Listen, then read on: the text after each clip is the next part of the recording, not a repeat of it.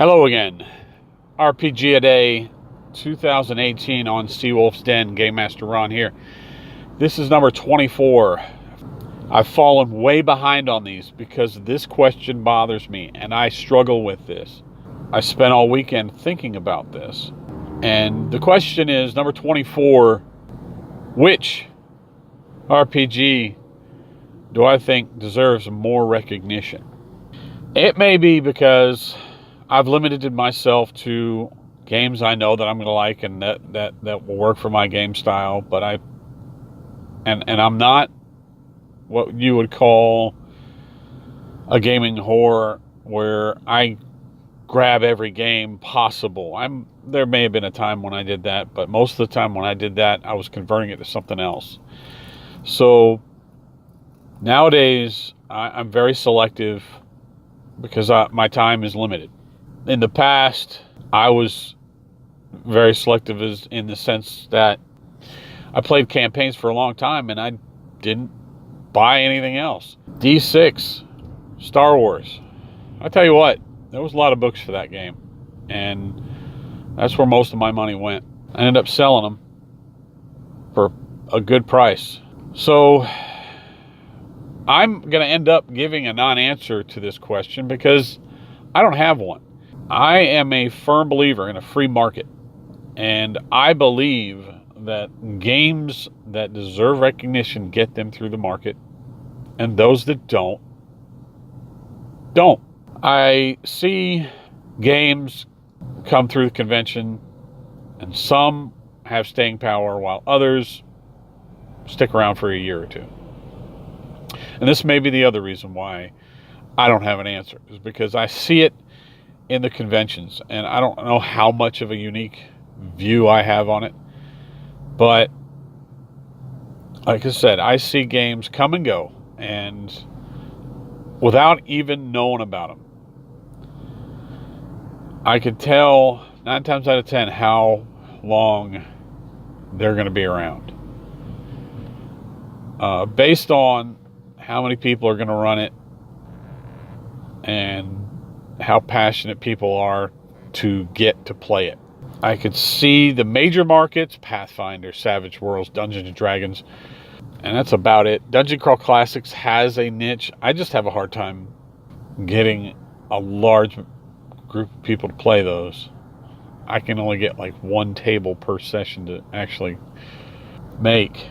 But other than those, they're pretty much secondary market products out there that get one table pretty much per session, and that's about it. Fate, Dungeon World, Shadows of the Demon Lord, stuff like that.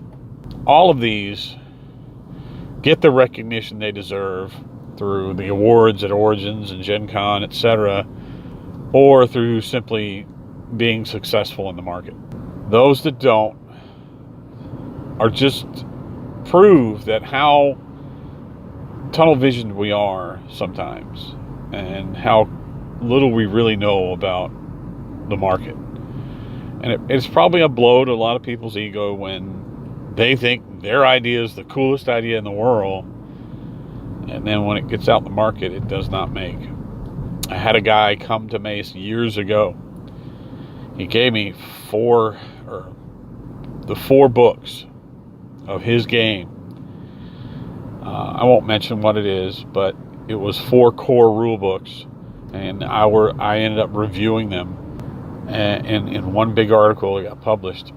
And I tried my hardest to at least give him a fair chance, but he was an obscure game, and it was during the tail end of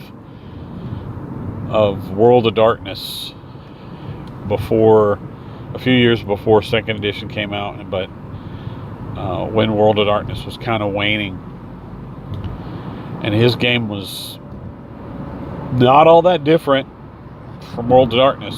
It was kind of a cheap knockoff. It was innovative.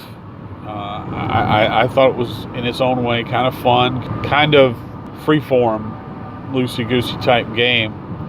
If I remember right, it had a dice pool system much like World of Darkness, and honestly, every time I read each book, It was just felt like a World of Darkness knockoff with more of a fantasy bent to it. Less horror, more fantasy. I mean, and he was so passionate. He got mad when he left Mace, just despite the fact that you push people to play something new. I mean, he ended up getting hardly any tables. Nobody ever heard of it, and there was no appeal. As far as I'm concerned, market is spoken, pal. He never made it. He spent a lot of money. Those were nice books, and you sunk a bunch of money into a dark hole because your idea didn't make it in the market. Wasn't anything else.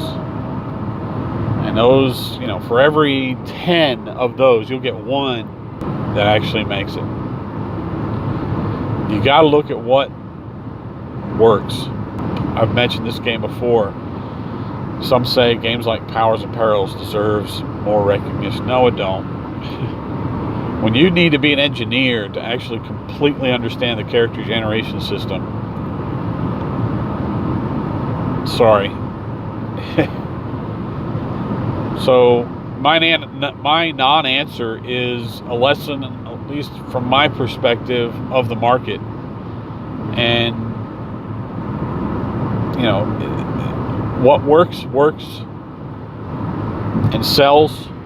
What doesn't. I'm a free market nut. I have a firm belief that, in this sense, they're the judge. Where people want to put their money is what's good. Now,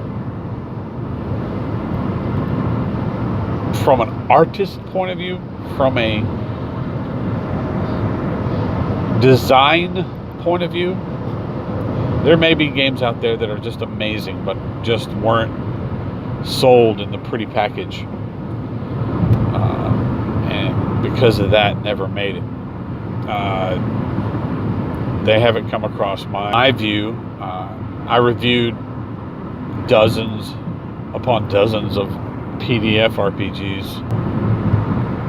I still haven't seen anything that of small print, small independent print that says, yeah, for their niche, they may be good, but, you know, for the overall market, they get the recognition they deserve.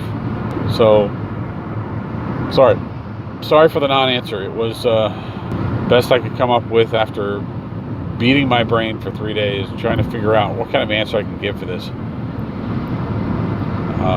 So until next time, seek the wolf in thyself.